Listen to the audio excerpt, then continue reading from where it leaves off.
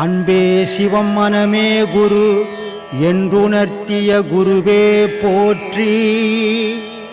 எனக்குள் இறைவனை உணர வைத்த குருவே போற்றி. துரோகத்தோட நம்பிக்கை துரோகம் அதிகமாக செய்கிறாங்க. இல்லை, அது இந்த உலகத்தினுடைய செயலே துரோகம்தான். ஏன்னா கடவுள் படைத்தான், கடவுளுக்கே நம்பிக்கை துரோகியாக இருக்கிறானே படைத்தவனுக்கு. அப்புறம் சாதாரண படைப்பு பட்ட மக்களுக்கு ஏன் நம்பிக்கை துரோகியாக இருக்க மாட்டான்? மனசு ரொம்ப வலிக்குது. அதனால் அது இயற்கை. நம்ம அதை ஏன் பண்ணவே கூடாது. நம்ம ஒரு பாதையில் போகிறோம், அது நிஜம். அதில் போய்கினே இருக்கணும். அடுத்தவன் நம்பிக்கை துரோகம் பண்ணுறானா, நம்பிக்கையோடு இருக்கிறானான்னு நம்ம யோசிக்கவே கூடாது. யோசித்தோம்னா நம்ம மனம் சோர்வடையும். அப்போ நம்ம மனம் சோர்வடையக்கூடாதுன்னா அடுத்தவனுடைய சொல்லை நம்ம கேட்கக்கூடாது. நல்ல விஷயத்தை மட்டும் கேட்கணும், நல்ல விஷயத்தை மட்டும் பேசணும். அதுதான் நம்ம முக்கியமாக எடுத்துக்கணும்னா நமக்கு அந்த மன உளைச்சல் இருக்காது. இல்லைன்னா அடுத்தவன் சொன்னது மனம் உறுத்திக்கினே இருக்கும். அந்த அடுத்தவனுடைய வார்த்தையை நீங்கள் எடுக்க பார்த்தீங்க. உங்களுடைய பயணங்களை நீங்கள் கரெக்டாக தொடருங்க. உங்களால் முடிஞ்சாலும் இந்த உலகத்துக்கு இப்போ வந்துட்டீங்க. இந்த உலகத்து நம்மளை காப்பாற்றினுக்குது. இந்த உலகத்துக்கு நம்ம என்ன நன்மை சொல்ல முடியும் அதை சொல்லுங்க. வரக்கூடிய காலங்கள் கொடுமையானதாக தான் இருக்கும். அந்த கொடுமையான தவிர்க்கிறதுக்காக தான் ஒவ்வொரு காலகட்டத்திலையும் ஒவ்வொரு மகான்கள் வந்துக்கினே இருக்கிறாங்க.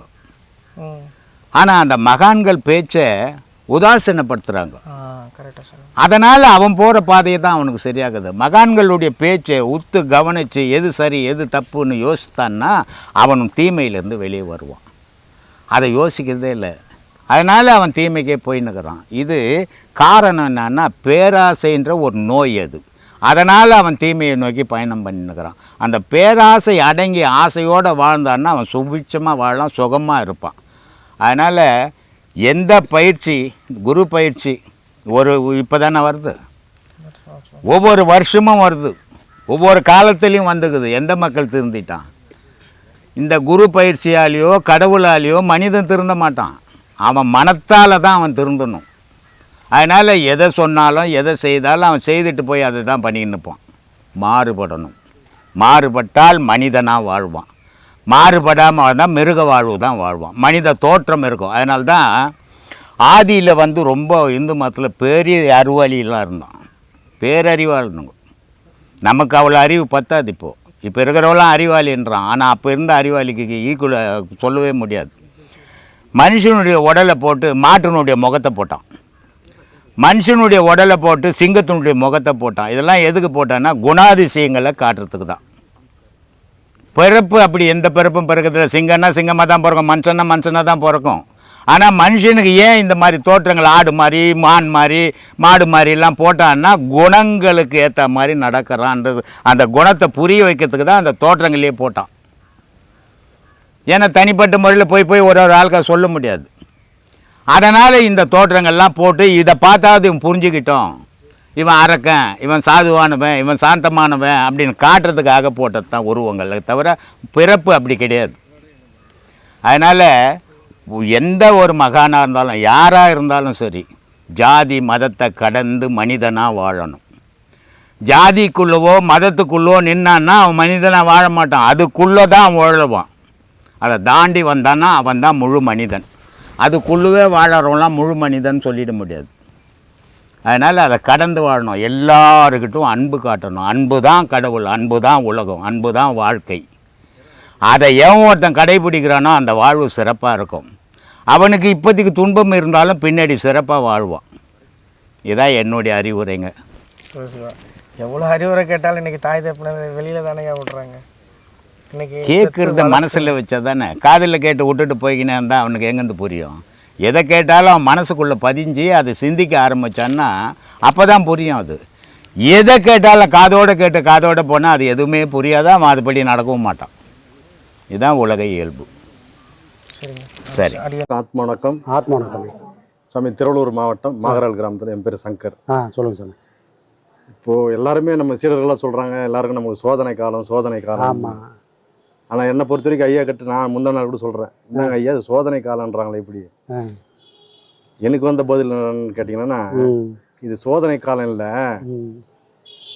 நீங்கள் குருவா ஒருத்தர் வச்சுருக்கீங்களே இப்போ உங்களை எல்லாம் கட்டி காத்து அவர் இட்டுன்னு போகிற வழி பாதையில் பயணம் பண்ணுறதுக்கான காலமே தவிர இது சோதனை காலம் என்ன நினைக்கிறீங்க நீங்கள்? நிறைய சீடர்கள் சொல்கிறாங்க ஐயா பார்த்துன்னு இருக்காரு, இது ஒரு இது வழியே இல்லைன்னு. அப்படி இல்லை, உங்களுடைய திருக்கரங்களால் ஒரு வேலை நடக்கணும்னு ஐயா நிர்ணயம் பண்ணி வச்சுருக்காரு. இப்போ அது சீடராக நாங்கள்லாம் ஒத்துழைச்சு இதை மீண்டும் ஐயாவுடைய புகழை வந்து பரப்பணும். ஏன்னா பட்டினத்தார் கூட சிவபெருமான் சொல்கிறார், முனைக்கரும்பு எங்கே இனிக்குதோ அங்கே உங்களுக்கு மோட்சம்னு. இங்கே தான் இனிக்குன்னு சொல்லலை, அவர் சொல்லலை. அது மாதிரி உங்களுக்கும் ஒரு எங்கே இனிக்கணும் ஐயா சொல்லலை, முனைக்கரும்பு இனிக்கும்னு சொல்லியிருக்காரு. இன்னும் ஊரை காட்டல. ஆமாம், அந்த ஊர் இனிமேல் தான் காட்ட போகிறாரு. நீங்கள் போகிற பாதையில் நாங்களும் பயணம் பண்ணுறது ரொம்ப பெருமைதான் ஐயா. கண்டிப்பாக கண்டிப்பாக கண்டிப்பாக. அதனால் நம்ம மொத்த பேரும் அனைத்து சீடர்களும் வந்து ஐயா போகிற நம்முடைய குருநாதர் பிரம்மஸ்ரீ தியாக ஐயா எந்த வழியில் எந்த பாதையில் பயணம் பண்ணுறாரோ அனைத்து சீடரும் அந்த உடைய பாதையில் பயணம் பண்ணி அவருக்கு ஒத்துழைச்சு ஐயாவுடைய திருக்கரங்களால் எது நடக்கணும்னு நம்முடைய பிரம்மஸ்ரீ நித்யானந்த சுவாமிகள் நிர்ணயம் பண்ணியிருக்காரோ அதை நடத்தி காட்டுவோம். கண்டிப்பாக கண்டிப்பாக பயணம் பண்ணணும். இதுதான் சாமி என்னுடைய. கண்டிப்பாக. ஏன்னு சொன்னால் ஒரு மகன் வந்து யாரோடைய சொத்தோ கிடையாது, அது அவங்க மட்டும்தான் பண்ணணும்னு கிடையாது, அப்படியே பண்ணவும் முடியாது. இன்றைக்கி இந்த வட சென்னை பக்கம் போனோம்னா நிறைய பேரோட சமாதிகள் இருக்குது. அங்கெல்லாம் வந்து என்ன இருக்குதுன்னு சொன்னால் அவங்களோட இடத்துலையே அவங்கள சமாதி பண்ணியிருப்பாங்க. அதுக்கப்புறம் வர தலைமுறைகள் அவங்களோட பெருமைகளை பேசாமல் அவங்க அதை வெளிப்படுத்தாமல் போனதோட விளைவு என்ன இருக்கணும்னா அந்த பல பேரோட சமாதிகள்லாம் இன்றைக்கி மண்ணை கொட்டி மூடி, அது சமாதி இல்லைங்க, அது வந்து நாங்கள் குலதெய்வத்தை வச்சுருக்கோம், அது நாங்கள் மட்டும்தான் கும்பிடணும், வெளியேருந்து யாரும் உள்ளே வந்துடக்கூடாது. உள்ளே வந்தால் என்ன ஆகுன்னா நாம் தங்கக்கூடிய இடம், நாம் அனுபவிக்கக்கூடிய இடம் பறிபோயிடுன்றதுனால சமாதியையே இன்றைக்கி பல பேர் மண்ணை கொட்டி மூடி அது நாங்கள் குலதெய்வம் தான் வச்சுருக்குறோம், அதனால் சமாதி மேலே வச்சுக்கிறேன் இன்றைக்கி ஃப்ளாட் போட்டு விற்கிற அளவுக்கு இன்றைக்கி நிறைய விஷயங்கள் நடந்திருக்கு. அப்போது நமக்கு சில விஷயங்கள் சொல்ல மறந்தால் என்ன ஆகும்னு கண்ணுக்கு முன்னாடியே இன்றைக்கி நிறைய பேரை நம்ம பார்த்துட்ருக்கோம். அடையாளம் இல்லாமல் போனவங்க எவ்வளோ பேர் ஏராளமானவர்கள். ஆனால் அவங்களாம் கூட வெளி உலகத்து விஷயங்கள் சொல்லலை. வந்தாங்க, அவங்க வந்த நோக்கத்தை பூர்த்தி பண்ணாங்க, ஒரு நாள் போயிட்டாங்க, இறைவனோட கலந்துட்டாங்க. ஆனால் நம்ம மகன் வந்தோம், நான் அடைஞ்சிட்டேன் போதும்னு போகலை. அவர் நமக்காக அவர் உழைச்சார். அப்போ அவருக்காக நாம் எப்படி உழைக்க போகிறோம்? அந்த ஒரு சோதனை தான் இன்றைக்கி. நாம் எல்லோரும் அரிசியாக தான் இருக்கிறோம். அரிசியாகவே இருந்தால் யாராவது சாப்பிட முடியுமா? பிரயோஜனம் வருமானா? அது மூட்டையில் வைக்கிறது தான் உதவும். அது பல உயிர்களை காப்பாற்றணும், அது ஒரு சக்தியாக மாறணும் அப்படின்னு சொன்னால் அந்த அரிசி எங்கே போனால் உலையில் போய் வேகணும். உலையில் வெந்தால் தான் பல பேரோட வாயில் போய் அது சக்தியாக மாறும். அப்போ இன்றைக்கி அரிசியாக இருந்த நம்மளை தூக்கி உலையில் போட்டிருக்காரு.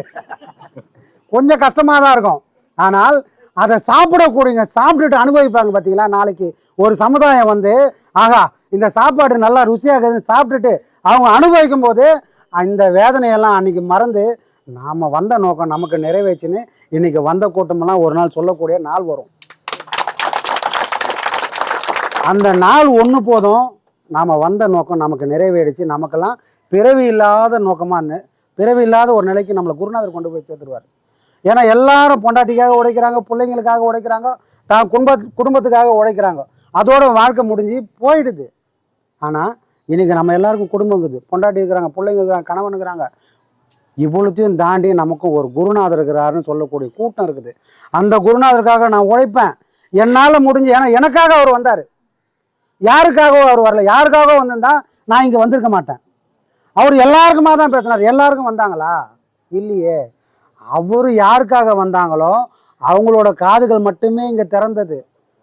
அவர் யாருக்காக வந்தாங்களோ அந்த மனம் மட்டுமே அவரோட சொல்லலாம் உள்ளே வாங்கிச்சு. அவர் யாருக்காக வந்தாங்களோ அவங்க மட்டுமே இங்கே உபதேசம் வாங்கினாங்க.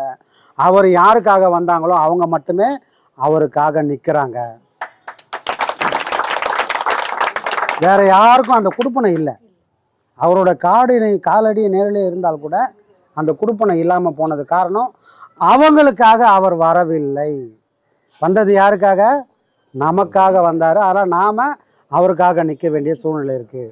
அப்போது ஞானத்தை அடைஞ்சாதான் முக்தியா, ஞானத்தை அடைஞ்சாதான் மோட்சமானா? இல்லைப்பா, ஒரு குருவை தலைமையில கொண்டாடினாலும் நமக்கு முக்தி மோட்சமும் உண்டு. அதை யார் பண்ணியிருக்கிறான்? அப்பர் பெருமான் பண்ணியிருக்கிறார். அவர் கையில் பார்த்தோம்னா ஒரு கரண்டி மாதிரி தான் ஒன்று இருக்கும். எதுக்கு அதை கரண்டி? வேற எதனா ஒரு ஆயுதம் ஏதாவது வச்சிருக்கலாமே? இல்லையே. என்னோட வேலை சிவனுக்கு தொண்டு செய்வது. தொண்டு செய்வது அல்லாமல் வேறொரு பணி எனக்கு இல்லைன்னு அவர் வாழ்ந்தார். ஒரு கோயிலையும் போவார். அவர் கையில் இருக்கிற கரண்டியை வச்சு அந்த அழுக்கெல்லாம் சுரண்டி சுத்தம் பண்ணுறது மட்டும்தான் அவர் வேலை. அப்போது இறைவன் அடையத்துக்கு ஞானம் மட்டும் போதாதுப்பா, இறைவனை பரிபூர்ணமாக நீ பிடிச்சிக்கணும். அதை உன்னால் எந்த வகையில் முடியுமோ அந்த வகையில் நீ பயன்படுத்திக்கன்னு தான் 4 விதமான பாதைகளை நமக்கு குருமார்கள் போட்டு கொடுத்துருக்குறாங்க. அப்போ நம்ம குருமார்கள் ஒரே பாதை போட்டு கொடுத்துட்டாரு. 4 வழியில் போனால் மறந்துடுவப்பா அப்படின்னு சொல்லி 4 வாசலை மூடி ஒரு வாசலை மட்டும் திறந்துருக்காரு. அந்த ஒரு வாசல் அவரோட யோக பாதை. இப்போ பண்ணக்கூடிய பாதை நாம் யோக பாதையில் இருக்கிறோம். இந்த யோக பாதையிலே பண்ணின்னு முடிஞ்சு போனால் அதனால் பயனில்லை. இது ஞானமாக ஒரு நாள் முத்தணும் அப்படின்னு சொன்னால் நமக்கான ஒரு இடம் தேவை. எனக்கு இருக்கிற மாதிரி அங்கே கொஞ்சம் இங்கே கொஞ்சம் கஷ்டப்பட்டு வெயிலில் வேதனைப்படாமல் நமக்காக ஒரு இடம். அது நமக்கான இடம் மட்டும் இல்லை, முதல்ல குரு எங்கே வந்து உக்காராரோ அது மட்டும்தான் நமக்கான இடம். குரு இல்லாத இடம் பெரிய மாட மாளிகையாக இருந்தாலும் நாம் தங்கக்கூடிய இடமா அது இருக்காது.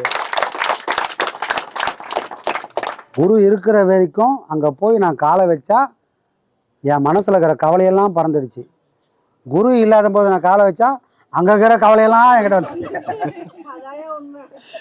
அதனால் குரு அங்கே இல்லை. குரு நமக்கான பாதையை காட்டுறார், அந்த பயணத்தை தொடர சொல்கிறார். அப்போ நாம் எல்லாரும் சேர்ந்து அவருக்காக ஒரு நிறுவனத்தை உருவாக்குவோம். அங்கே அவருக்கான ஒரு கோயில் எழுப்போம். அங்கே இருந்து இந்த உலகம் ஃபுல்லாக விவேகானந்தர் எப்படி ராமகிருஷ்ண பரமஹம்சரை கொண்டு போனாரோ அதே மாதிரி ஒரு நாள் இவ்வளவு சீடர்களும் சேர்ந்து நம்மளோட குருநாதரை பெருமையை உலகம் ஃபுல்லாக கொண்டு போகிறோம். நம்மளோட பிறவி நோக்கம் அதுதான். கண்டிப்பாக அதை கொண்டு போகவும் முடியும். இல்லைன்னா இவ்வளோ பெரிய பொறுப்பு நமக்கு கொடுக்க வேண்டிய அவசியம் இல்லை. இதை வேறு யாருக்குன்னா கொடுத்துருக்காரு. நம்ம பண்ணியிருக்கிறோம், நம்ம பண்ண முடியும்.